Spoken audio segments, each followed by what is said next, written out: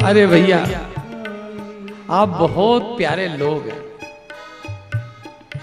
ब्रजनार नगर वालों को देख के तो आनंद आ गया। आपकी एक स्कीम चल रही है, कल भी चल रही थी और आज दूसरे दिन भी चल रही है।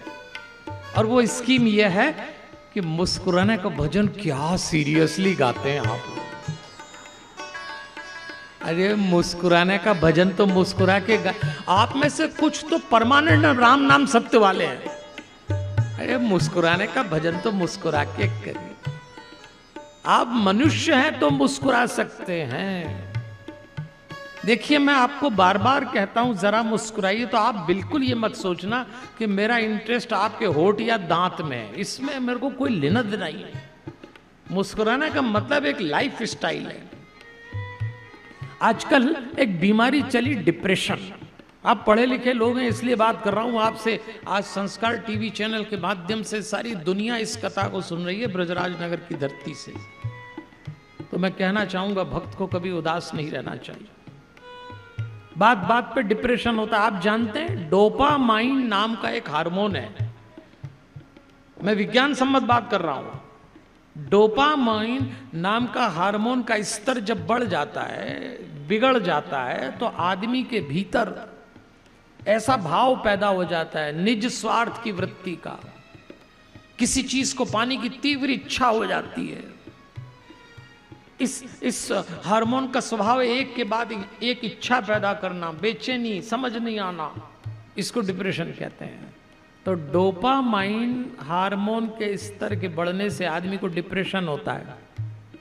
फिर आप डॉक्टर के पास जाते हैं तो डॉक्टर आपको ऑक्सीटोसिन नाम का एक ऐसा डोपामाइन को संतुलित करने के लिए दवा दे देता है। अब अपने काम की बात क्या है कि ये जो ऑक्सीटोसिन डॉक्टर आपको देता है आपका डिप्रेशन दूर करने के लिए, ये ऑक्सीटोसिन कैसे पैदा होता है? हमारी बॉडी में ही पैदा हो सकता है।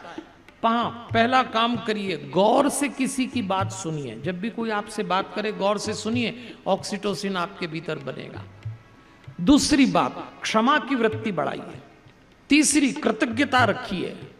चौथी, विनम्रता अत्यधिक बढ़ाइए। पांचवा, बिना मांगे किसी को दीजिए। और छठा काम, ऑक्सीटोसिन कैसे बढ़ जाता है? मुस्कुराने से ऑक्सीटोसिन बढ़ जाता है। अब बताइए आप, मुफ्त का इलाज बता रहा हूं मैं आपको, फिर भी आप पैसा देके डॉक्टर के पास जाएंगे और वो पूछेगा क्या हो रहा है, पता नहीं, कुछ अच्छा नहीं लग रहा, मरो मरो, तुम्हारा कुछ नहीं हो सकता। अरे आप अपना ऑक्सीटोसिन बढ़ाइए ना। पीछे से अगर चले तो मुस्कुराइए। जितनी बार मुस्कुराएंगे आप उतनी बार आपका मेंटेन हो जाएगा हार्मोन का स्तर। फिर आपको कुछ दवा लेने की जरूरत नहीं, फिर आपको किसी से कहने की जरूरत नहीं पड़ेगी बहुत उदास है, आजकल मूड खराब है, अच्छा नहीं लग रहा। देवियों और सज्जनों, मैं इसलिए इस बात को कहता हूं थोड़ा सावधानी से अपने जीवन में लें। उदास होना शोभा नहीं देता भक्त को। परमात्मा शिव बोले, ये जो उमा नाम की परमेश्वरी प्रकृति देवी हैं, यही वाग देवी के रूप में ब्रह्मा मैं आपको सौंप रहा हूं, यही लक्ष्मी के रूप में विष्णु मैं आपको सौंप रहा हूं, और यही काली नाम से तीसरी शक्ति रुद्र को मिलेगी। अब देखो, 3 पुरुष तैयार और 3 शक्तियां तैयार हो गई। देखो संसार कैसे बन रहा है। शक्ति को तैयार करके तीनों को सौंप दिया गया। ब्रह्मा जी को वाग देवी मिल गई, सरस्वती देवी, विष्णु जी को लक्ष्मी मिल गई, इनको काली देवी मिल गई, और तीनों तैयार हो गए। एक का काम सृजन करना, दूसरे का पालन करना, तीसरे का संहार करना। तीनों को शक्तियां मिली। और यह भी तय है कि शक्ति से ही संसार का संचालन होता है। अकेले विष्णु कुछ नहीं कर सकते, उनकी शक्ति लक्ष्मी के माध्यम से कराते हैं। इसीलिए आप लोग बातचीत में कहते हैं ना नारी शक्ति, अपन लोग बोलते हैं ना नारी शक्ति। आप पुरुष शक्ति कभी नहीं सुनेंगे। नारी शक्ति, नारी शक्ति, नारी शक्ति जाग गई, नारी शक्ति। एक बार हमसे किसी भाई साहब ने पूछा कि नारी अगर शक्ति है तो पुरुष क्या है? तो पुरुष सहन शक्ति है। बस अभी ठीक, अब तो कोई दिक्कत नहीं है। हाँ, ताली बजाना तो बजा लीजिए, इसमें भी डर रहा है। शक्ति के बिना संसार चलता भी नहीं देवियों और सज्जनों। इसलिए एक बात याद रखिए, इस जीवन में हार जीत, सफलता असफलता मिलेगी, निराश नहीं होना है। यही तो लिखा है हमारे कवि विशेष ठाकुर ने।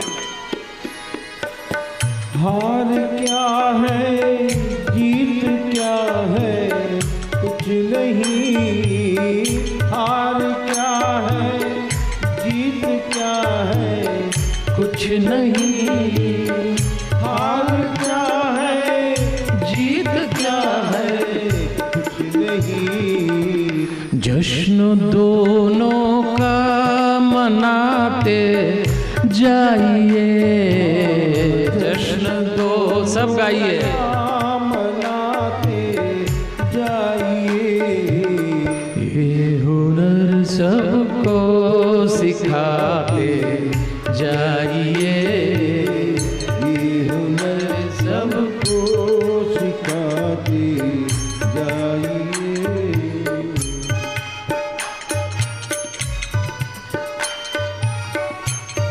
तो देवियों और सज्जनों, सृष्टि बनी, वर्क डिस्ट्रीब्यूशन हो गया, ये काम ये करेंगे, ये काम ये। देखिए परिवार की कथा है, ये परिवार प्रबंधन का मतलब ही है कि हमारे परिवारों में वर्क डिस्ट्रीब्यूशन प्रॉपर हो जाए। आज का सूत्र क्या है? माता पिता। आपसे मेरा एक सवाल है और सुझाव भी, आप कितने व्यस्त रहते हो हमें नहीं मालूम, आपका क्या बॉडी क्लॉक है, आपका क्या शेड्यूल है, आप जानिए। पर यदि आपके घर में आपके बूढ़े माता पिता हों, बूढ़े दादा दादी नाना नानी हों, तो मैं आज की युवा पीढ़ी जो बहुत व्यस्त है उससे एक निवेदन करता हूं, अगर आप बहुत व्यस्त हैं और बड़ी मुश्किल से 10 से 15 मिनट पूजा के लिए निकाल पाते होंगे तो मेरी तरफ से पूजा रोक देना। लेकिन आपके घर में यदि कोई बड़ा बूढ़ा बैठा हो, चाहे वो दादा दादी नाना नानी माता पिता हो, तो अकारण उनके साथ बैठना। शब्द सुनिए, अकारण। वो बूढ़ा व्यक्ति आपसे क्या बात करेगा आपको नहीं मालूम, आप उससे क्या बात करेंगे कोई लेना देना नहीं, पर बैठिए। आज भारत के घरों में वृद्धावस्था उदास हो गई। आज भारत के घरों में बड़े बूढ़े लोग कहते हैं पंडित जी बहुत अकेले हो गए, अब घर के लोग पास में नहीं बैठते, बच्चे कन्नी काट के निकल जाते हैं, बस समय बिता रहे हैं। आप बताइए ये ठीक है? अगर आपके पास 10 मिनट हो बहुत व्यस्तता में, तो वो 10 मिनट मेरी तरफ से घर के बड़े बूढ़ों के साथ बैठ जाना अकारण। आप पूजा मत करना, मंदिर मत जाना, पाठ मत करना। मैं कहता हूं यदि आप घर के बड़े बूढ़ों के साथ 10 मिनट बैठ गए तो ऊपर वाला वो 10 मिनट आपकी पूजा में लिख देगा, आपको पुण्य दे देगा। इतना तो किया जाना चाहिए, लेकिन लोग इतना भी नहीं कर पाते। आज का सूत्र माता पिता, देखो काम सौंपा है, परमात्मा ने तीनों को बना दिया, ब्रह्मा जी के साथ सरस्वती देवी, विष्णु जी के साथ लक्ष्मी देवी, शिव जी के साथ रुद्र के साथ काली देवी। अब तीनों अपना अपना काम करो, सबका काम है, घर में बंटवारा है। आपको क्या लगता है